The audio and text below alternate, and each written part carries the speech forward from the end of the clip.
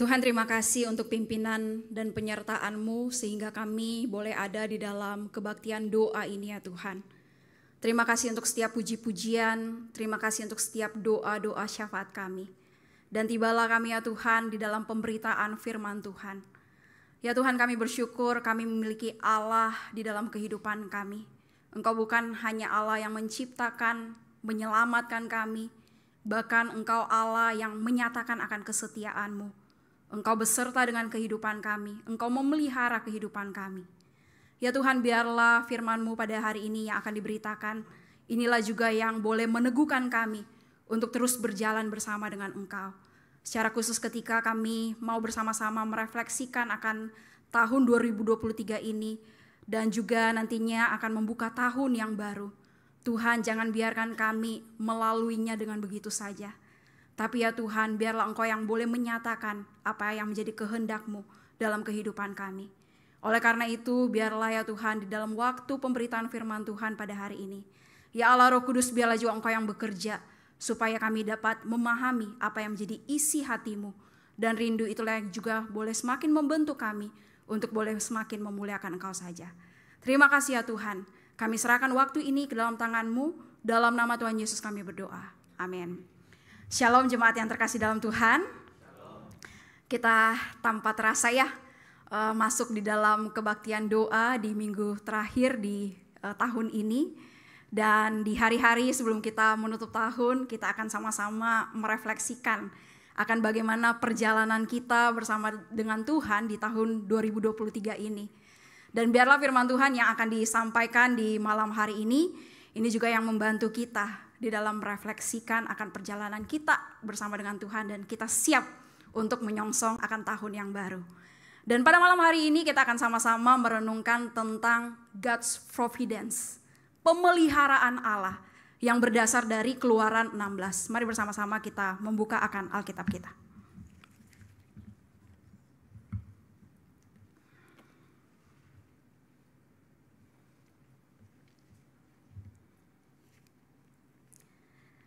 Kita akan melihat keseluruhan daripada pasal 16 ini, tetapi di dalam bagian pembacaan firman Tuhan, saya akan membacakan ayat 1 sampai yang ke-6, lalu nanti kita secara bergantian ayat 32 sampai 36. Saya akan bacakan ayat 1 sampai 6, lalu kita secara bergantian ayat 32 sampai 36. Keluaran 16. Sudah dapatkan jemaat yang terkasih? Katakan amin. Oke, ya. Mari bersama-sama kita melihat akan firman Tuhan ini. Mana Sabat ayat 1 sampai 6. Setelah mereka berangkat dari Elim, tibalah segenap jemaat Israel di padang gurun Sin yang terletak di antara Elim dan Gunung Sinai pada hari yang ke-15 bulan yang kedua sejak mereka keluar dari tanah Mesir.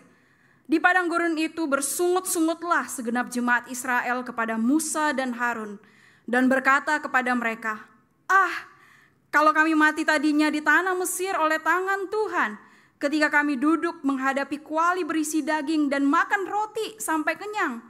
Sebab kamu membawa kami keluar ke padang gurun ini untuk membunuh seluruh jemaah ini dengan kelaparan.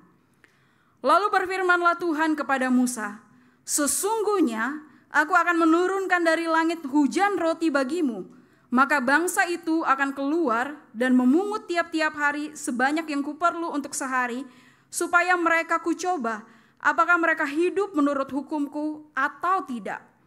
Dan pada hari yang ke-6, apabila mereka memasak yang dibawa mereka pulang, maka yang dibawa itu akan terdapat 2 kali lipat banyaknya dari apa yang dipungut mereka sehari-hari. Sesudah itu berkatalah Musa dan Harun kepada seluruh orang Israel, petang ini kamu akan mengetahui bahwa Tuhanlah yang telah membawa kamu keluar dari tanah Mesir. Ayat 32 dan sampai 36. Kita secara bergantian, saya 32, jemaat ayat 33. Musa berkata, beginilah perintah Tuhan, ambillah segomer penuh untuk disimpan turun-temurun, supaya keturunan mereka melihat roti yang kuberi kamu makan di padang gurun ketika aku membawa kamu keluar dari tanah Mesir.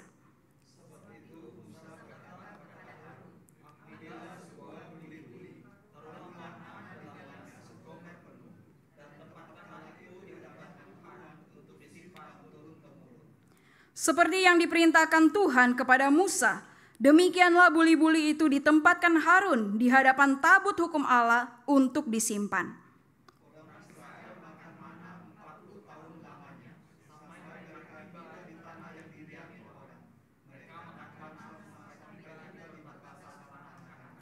Adapun segomer ialah 1/10 eva. Jemaat yang terkasih dalam Tuhan, saya memulai dengan pernyataan seperti ini. Kita pada umumnya itu telah memahami bahwa ketika kita hidup di dalam dunia ini, kita itu tidak hanya hidup berdasarkan hal-hal yang bersifat lahiriah dan sementara, tetapi jauh lebih penting dan esensi adalah kehidupan rohania kita, batinia kita. Sekali lagi, kita tidak hidup hanya di dalam dunia yang sementara ini, tapi ke depan kita akan hidup bersama dengan Tuhan di dalam kekekalan bersama dengannya. Dan oleh karena itu di dalam perjalanan iman kita bersama dengan Tuhan adalah penting bagaimana kita memiliki perspektif kekekalan. Bagaimana perspektif ilahi yang diajarkan kepada setiap kita. Sekali lagi, kita pada umumnya telah memahami akan hal ini. Tapi jemaat yang terkasih dalam Tuhan, ketika kita juga menghadapi akan realita kehidupan kita, apalagi ketika ada masalah, tantangan yang terjadi, maka dengan mudah ya, pemahaman kita ini pun bisa apa? Bisa tidak kita lakukan dalam kehidupan kita. Kita terjebak begitu untuk menghadapi setiap masalah dan tantangan kita dengan cara-cara yang lahiriah dan sementara, cara duniawi ini. Dan ketika kita memakai cara duniawi itu dan kita semakin mendapati hidup kita terpuruk, semakin salah di hadapan Tuhan, maka di dalam keterpurukan kesalahan kita itu, kita bisa saja bukan menyalahkan diri kita, tapi kita bersungut-sungut. Kita mengatakan, mana Tuhan yang menyertai? Mana pemeliharaan Tuhan? Kita bisa menjadi umat yang seperti ini. Secara khusus ketika mungkin kita sama-sama merefleksikan akan tahun 2023 kita, begitu. Misalnya ya, di dalam usaha pekerjaan begitu. Apalagi setelah pasca pandemi, kita tahu tadi ya, kita sudah doakan ada bayang-bayang resesi ekonomi begitu. Dan orang-orang berlomba begitu untuk mengadakan pemulihan ekonomi di dalam usaha pekerjaannya. Dan ketika kita menjalani akan usaha pekerjaan kita, kita pun mendapati, oh iya, saya jangan rohani-rohani amat deh di dalam usaha pekerjaan saya. Bisnis itu memang nggak bersih. Saya harus menjalaninya dengan ya curang-curang dikit lah begitu, supaya nggak kalah saing dengan usaha dan pekerjaan orang lain. Kita bisa dapat melakukan cara-cara yang lahiriah, sementara, cara duniawi yang seperti itu. Dan ketika kita melakukan yang seperti itu, beberapa waktu kemudian, akhirnya kita mendapati apa? Semakin ada masalah di dalam usaha dan pekerjaan kita, di dalam bisnis kita. Karena kita menjalaninya dengan cara yang tidak beres, dengan cara yang curang. Lalu ketika kita ada di dalam pergumulan yang seperti itu, kita nggak evaluasi diri. Kita malah menyalahkan Tuhan dengan sungut-sungut kita. Mana penyertaan Tuhan? Mana pemeliharaan Tuhan? Kita bisa seperti ini. Sekali lagi, tidak hanya di dalam usaha pekerjaan, di dalam bagaimana kehidupan keluarga kita, di dalam studi perkuliahan, kita bisa terjebak di dalam cara-cara duniawi. Hal-hal yang bersifat lahiriah, sementara, dan itulah yang membawa kita apa? Semakin terpuruk di dalam iman kita, kesalahan kita. Dan sekali lagi kita bisa menyalahkan Tuhan di dalamnya. Dan pertanyaannya bagi setiap kita ketika kita sama-sama mau menggumulkan tentang pemeliharaan Tuhan. Jadi pemeliharaan Tuhan itu apa? Apakah arti pemeliharaan Tuhan itu hanya sekedar ya memuaskan keinginan fisik kita? Memuaskan akan keinginan lahiriah sementara kita? Misalnya di dalam Natal ini ya, begitu kita banyak dapat makanan enak, Christmas gift begitu, saling memberikan begitu ya, apalagi tetangga begitu, saling memperhatikan. Ketika dapat makanan enak, ya bisa mengatakan, ku tahu Bapa peliharaku, dia baik, dia baik. Tapi misalnya di bulan-bulan selanjutnya begitu ya, nggak ada Christmas gift, nggak ada Januari gift, nggak ada Februari gift begitu. Lalu di akhir bulan hanya makan Indomie begitu. Anak praktik relate ya. Gitu. Bisakah kita tetap mengatakan Tuhan itu memelihara kehidupan kita? Kalau kita seperti itu artinya kita apa? Mengerti pemeliharaan Tuhan itu hanya sekedar memuaskan keinginan fisik kita, lahiriah kita, kehidupan sementara ini. Apakah kita mengartikan pemeliharaan Tuhan hanya sebatas itu? Bagaimana kalau ada kesulitan makanan keras, bahkan kalau dalam teologi mengatakan kita sebagai umat harus memikul salib, itu yang memang kita perlukan di dalam perjalanan pembentukan kita. Bagaimana kalau dalam pemeliharaan Allah itu yang Tuhan nyatakan? Jemaat yang terkasih dalam Tuhan, arti pemeliharaan Tuhan itu sebenarnya adalah tidak hanya menunjukkan kebaikannya pada hal-hal yang bersifat lahiriah dan sementara. Tetapi jauh lebih penting dalam kebaikannya itu, di dalam pemeliharaannya itu, ia mengarahkan kita kepada apa yang sejatinya kita perlukan di dalam kehidupan rohania batia kita. Dalam kehidupan kekekalan kita, yaitu apa? Kita perlu Tuhan. Perlu Tuhan di dalam perjalanan spiritual kita. Inilah yang kita mesti mengerti begitu. Sehingga kita dapat apa? Memahami begitu ya, mengalami akan apa arti pemeliharaan Tuhan dalam hidup kita. Tadi kan sudah dipujikan ya. Jangan takut kesusahan, dalam suka duka, dalam darat laut, Tuhan itu memelihara. Dan ketika kita memahami perspektif ini, sekali lagi apa? Kita dapat merasakan akan pemeliharaan Tuhan yang sesungguhnya dalam kehidupan kita. Dan itulah yang sama-sama kita mau sama-sama pahami di dalam bagaimana kita belajar tentang pemeliharaan Tuhan. God's providence. Ya, sebagaimana yang juga dicatat di dalam Keluaran 16 ini. Jemaat yang terkasih dalam Tuhan, di dalam perjalanan Allah bersama dengan Israel, di dalam dia menunjukkan akan pemeliharaannya. Nah, Tuhan itu bukan hanya menunjukkan dia itu Allah sebagai Allah pencipta. Dia itu Allah sebagai Allah yang membebaskan mereka dari penjajahan Mesir. Tetapi di dalam perjalanan Allah bersama dengan Israel, dia mau menunjukkan juga begitu. Bahwa dia membentuk umatnya. Dia mau supaya umatnya itu apa? Dapat mengerti perspektif nilai-nilai kekekalan. Nilai-nilai bersama dengan Tuhan. Dan inilah juga yang mau dinyatakan Tuhan ketika kita bersama-sama merenungkan akan Keluaran 16 ini. Jemaat yang terkasih dalam Tuhan, tidak mudah untuk Tuhan menyatakan akan pemeliharaannya ini kepada bangsa Israel pada waktu itu. Kenapa dikatakan tidak mudah begitu ya?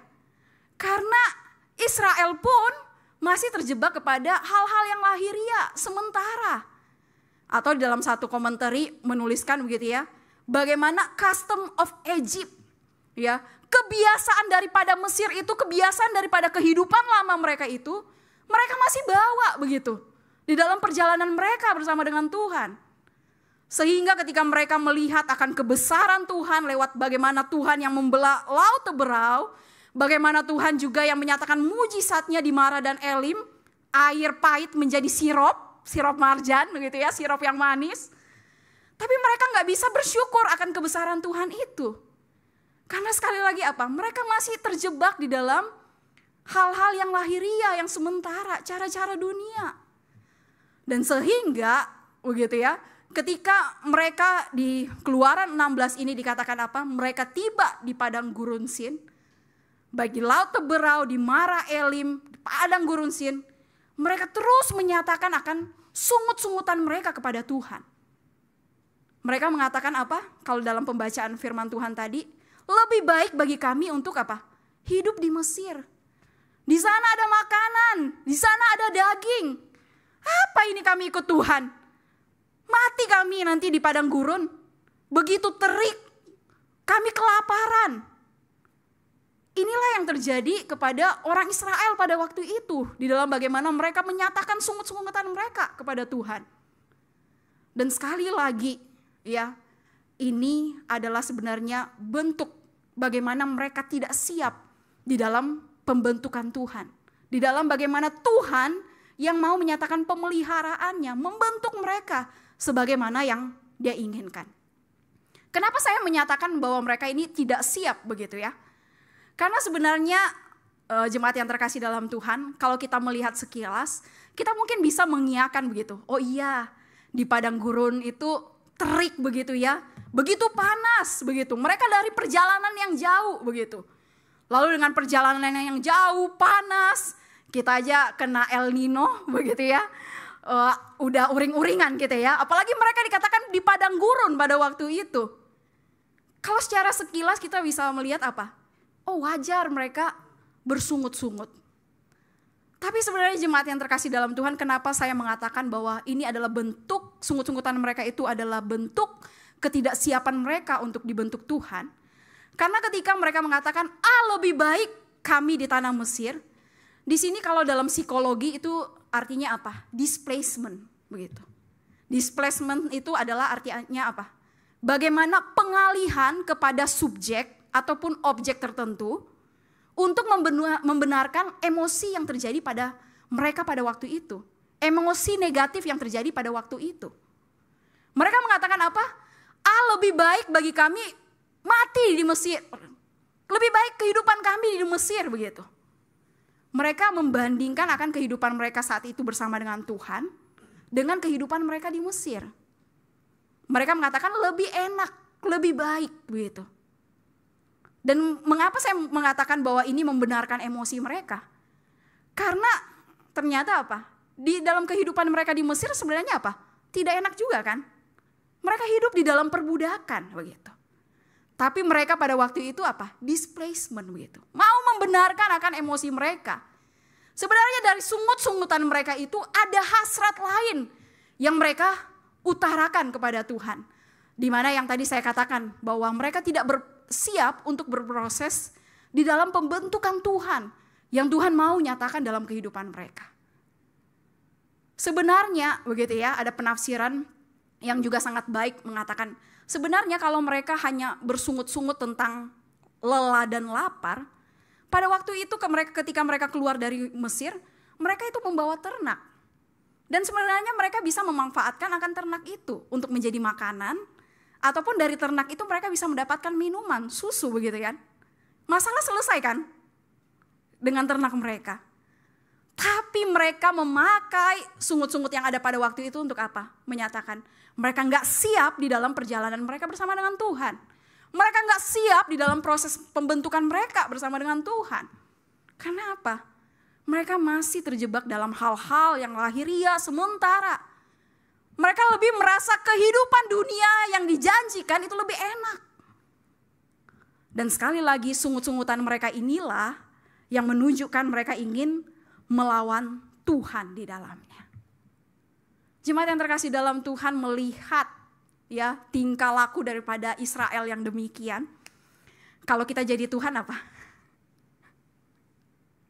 Kita tinggalin kali ya. Ngapain ya berhadapan dengan orang yang auban gitu ya. Yang keras kepala, yang sungut-sungut mulu. Padahal sudah ditunjukkan mujizat, padahal sudah ditunjukkan bagaimana Tuhan yang berkarya dalam kehidupan mereka. Ngapain begitu? Tapi kita bersyukur begitu ya ketika menyimak kisah daripada Israel ini. Tuhan pun mau menyatakan apa? Meskipun umatnya demikian, Dia Allah yang tetap sabar. Dia Allah yang akan tetap setia kepada umatnya. Dia Allah yang setia kepada perjanjiannya.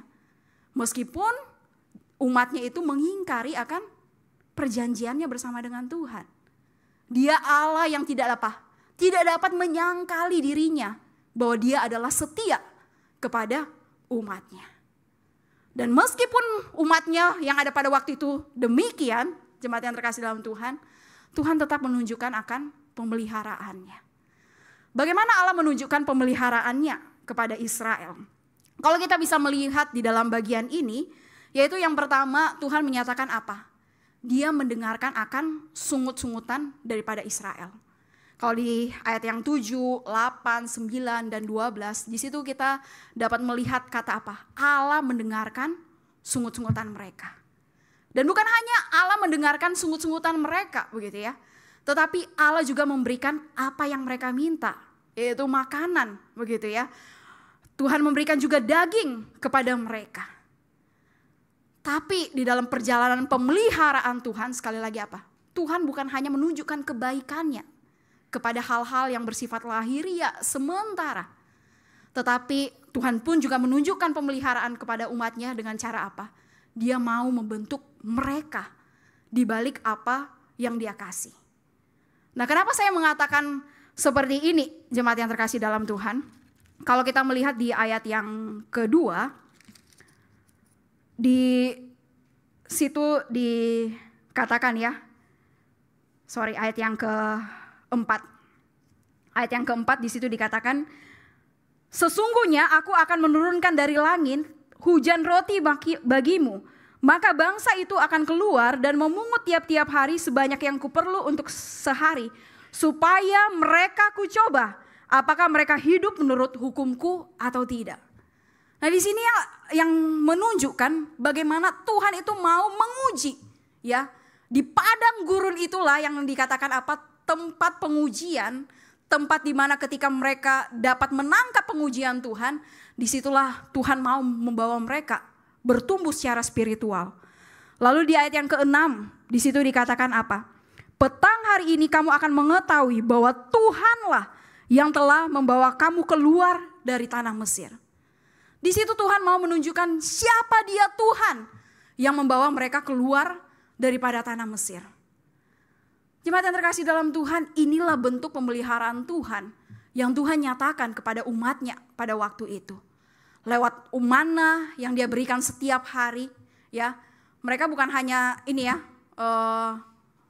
istilahnya dicurahkan begitu ya, manna begitu. Tapi di dalam perjalanan pembentukan Tuhan apa? Mereka diajak untuk bangun setiap hari.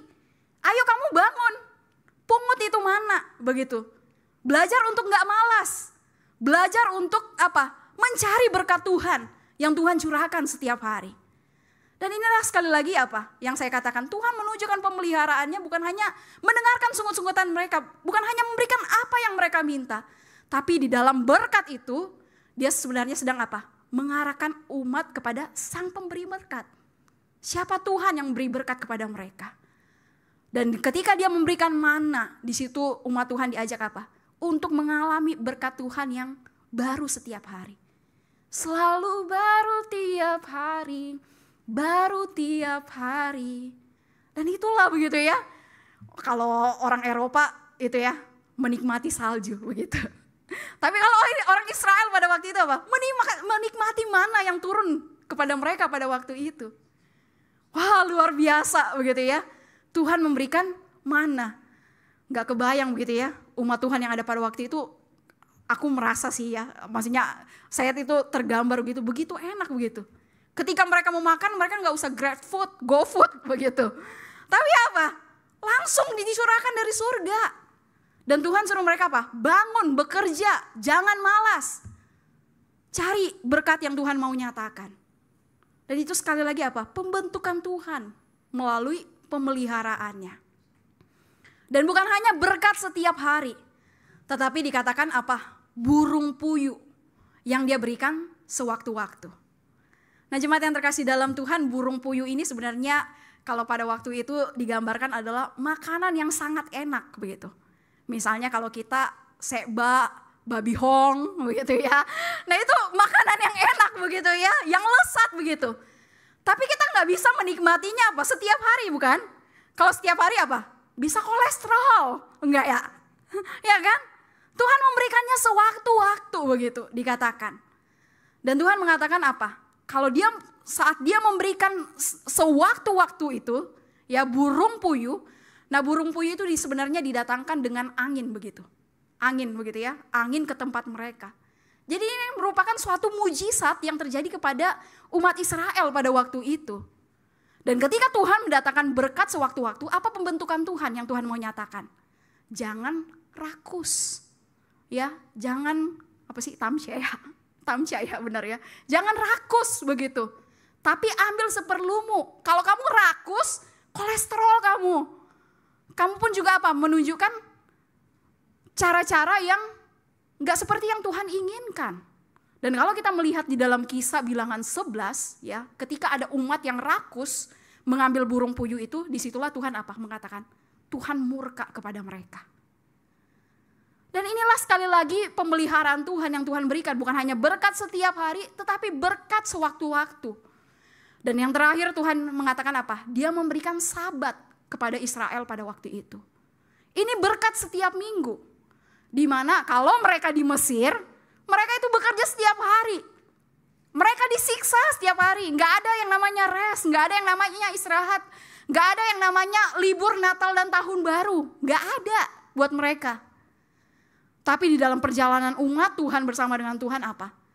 Dia memberikan berkat setiap minggu itu. Untuk mereka bisa rest. Untuk mereka bisa beristirahat kepada Tuhan. Dan disitulah Tuhan mau apa? Mereka mensyukuri akan hal ini. Tapi jemaat yang terkasih dalam Tuhan, kalau kita menyimak daripada kisah ini ya, bagaimana ada umat Israel yang sekali lagi apa? Masih membawa custom of Egypt mereka. Masih membawa kebiasaan lama mereka. Masih membawa cara-cara duniawi mereka. Tuhan mengatakan apa? Kalau mana, pungutlah setiap hari, jangan ditimbun. Tapi ada umat yang dikatakan apa? Menimbun mana itu. Sehingga besok harinya kedapatan apa? Berbau busuk, sudah berulat. Ada jemaat yang pada waktu itu tidak taat. Lalu dengan berkat sewaktu-waktu, ada jemaat yang pada waktu itu rakus. Dengan berkat setiap minggu Tuhan suruh memelihara Sabat. Ada umat yang pada waktu itu apa? Yang gila kerja, tetap bekerja. Sehingga apa? Dengan cara-cara lahiriah sementara, cara duniawi yang mereka bawa di dalam merasakan pemeliharaan Tuhan, mereka pun apa? Nggak bisa merasakan pemeliharaan Tuhan yang sesungguhnya itu. Dan sekali lagi Tuhan mau nyatakan kepada umatnya apa? Pemeliharaannya itu, arti pemeliharaannya itu dia bukan hanya mencukupkan dalam hal-hal lahiriah sementara. Tapi jauh lebih penting, jauh lebih esensi adalah apa? Dia mengarahkan kita kepada kebutuhan rohania kita, batinia kita. Bagaimana dalam pemeliharaan Tuhan, baik suka, duka, Tuhan mau kita apa? Mengalami Tuhan yang menciptakan, menyelamatkan kita beserta dengan kehidupan kita. Itulah pemeliharaan Tuhan. Dan meskipun sekali lagi umatnya ada yang melanggar, gak setia, Tuhan di dalam bagian ini tetap menyatakan akan pemeliharaannya. Bahkan di bagian akhir, di dalam bagian ini, kalau kita melihat di ayat yang ke-32, sama-sama kita bacakan bagian ini. 1, 2, 3. Musa berkata, beginilah perintah Tuhan, ambillah segomer penuh untuk disimpan turun-temurun, supaya keturunan mereka melihat roti yang kuberi kamu makan di padang gurun, ketika aku membawa kamu keluar dari tanah Mesir. Nah, kenapa saya mengatakan Tuhan itu menunjukkan pemeliharaannya, bukan hanya pada hal-hal lahiriah dan sementara, tapi dia mengarahkan kepada rohania, ya kehidupan batinia kita, perspektif kekekalan itu. Karena ketika dia menyuruh Israel pada waktu itu untuk menyimpan ya segomer penuh roti begitu untuk disimpan turun-temurun, di situ mau menunjukkan kepada keturunan selanjutnya untuk apa? Tuhan itu yang memelihara begitu. 40 tahun Israel itu makan mana dan berhenti begitu ya ketika mereka masuk ke tanah Kanaan. Tapi kenapa itu disimpan begitu? Kenapa itu yang mereka mesti ingat begitu? Karena di dalam perjanjian baru dia pun menyatakan apa? Dialah roti hidup itu. Dialah yang perlukan di dalam pemeliharaan Allah itu. Umat Israel memerlukan Tuhan itu, juru selamat itu. Yang baiklah mereka alami di dalam perjalanan mereka bersama dengan Tuhan. Jemaat yang terkasih ke dalam Tuhan, ketika di dalam Matius 4 ayat yang keempat, di situ iblis mencobai Tuhan Yesus begitu ya, yang puasa begitu selama 40 hari. Dan iblis mencoba dengan menggoda Tuhan Yesus dengan makanan begitu. Tuhan Yesus pun mengatakan apa?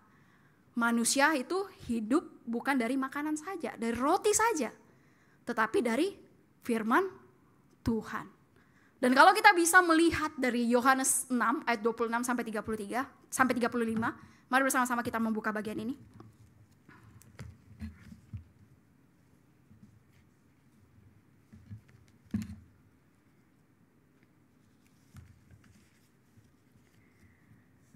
Ayat 26 dan 27, saya ayat 26, jemaat ayat yang ke-27 ya.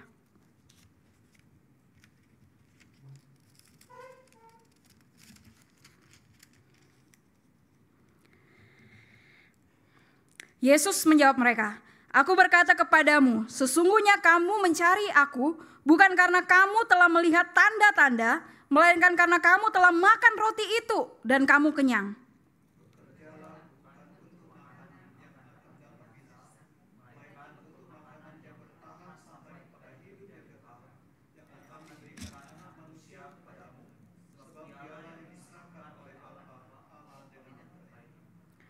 Ayat 32 sampai 35 saya bacakan. Maka kata Yesus kepada mereka, "Aku berkata kepadamu, sesungguhnya bukan Musa yang memberikan kamu roti dari sorga, melainkan Bapa-Ku yang memberikan kamu roti yang benar dari sorga. Karena roti yang dari Allah ialah roti yang turun dari sorga dan yang memberi hidup kepada dunia." Maka kata mereka kepadanya, "Tuhan, berikanlah kami roti itu senantiasa." Kata Yesus kepada mereka, "Akulah roti hidup. Barang siapa datang kepadaku, ia tidak akan lapar lagi. Dan barang siapa percaya kepadaku, ia tidak akan haus lagi." Jemaat yang terkasih dalam Tuhan, dalam perjanjian baru, dalam bagian ini, Tuhan menegur begitu ya orang-orang yang mengikutnya pada waktu itu hanya untuk apa? Melihat tanda-tanda, mujizat. Supaya mereka dipuaskan secara fisik. Tetapi dalam bagian ini apa? Tuhan mengatakan apa? Janganlah hanya mencari itu saja, tapi carilah aku. Roti hidup itu yang akan memuaskan kehidupan spiritualmu. Yang akan menyelamatkan engkau dari dosa. Yang akan apa? Membebaskan kamu dari dosa dan beserta dengan hidupmu. Inilah bentuk pemeliharaan Tuhan kepada umatnya pada waktu itu. Dan jemaat yang terkasih dalam Tuhan, ketika kita juga bersama-sama merenungkan tentang pemeliharaan Tuhan di hari ini. Bagaimana dengan perjalanan di tahun 2023 kita ini? Bagaimana ketika kita melihat pemeliharaan Tuhan? Apakah hanya sekedar memuaskan keinginan fisik kita, keinginan lahiriah kita, keinginan sementara kita? Dan ketika itu dipuaskan, "Ku tahu Bapa peliharaku, dia baik, dia baik." Tapi kalau nggak dipuaskan gimana? Nyanyi juga sih, dia baik, dia baik. Tapi suasananya apa? Sendu. Dia baik, dia baik. Mungkin bisa seperti itu. Tapi jemaat yang terkasih dalam Tuhan, ketika kita juga sama-sama mau merefleksikan bagaimana pemeliharaan Tuhan. Mari kita melihat bagaimana perjalanan 2023 kita. Kita berterima kasih, dia memuaskan fisik kita. Tapi terlebih penting, bagaimana kita dituntun kepadanya di dalam perjalanan hidup kita ini bersama dengan Tuhan. Dan biarlah ini yang juga kita sama-sama, kebenaran firman Tuhan inilah juga yang sama-sama kita pegang di dalam kita merefleksikan akan tahun ini. Bagaimana pemeliharaan Tuhan yang menuntun kita kepadanya, yang menuntun kita untuk mengalaminya. Baik itu dalam kehidupan kerohanian kita secara personal, secara komunal, ataupun ketika kita menghadapi situasi yang suka ataupun duka. Mari kita merefleksikan bagaimana Tuhan yang menuntun kita. Dan sekali lagi kita bersyukur untuk Tuhan yang memelihara hidup kita. Biarlah firman Tuhan ini yang juga boleh menjadi pegangan di dalam kita terus mengalami pemeliharaan Tuhan dalam hidup kita. Sebagaimana yang Tuhan firmankan. Mari bersama-sama kita menutup firman Tuhan ini dengan doa, minta dengan kasih-Mu seabadi untuk memimpin kita dalam doa.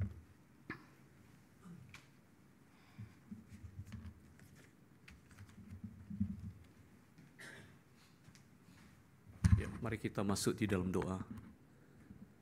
Bapa kami di surga,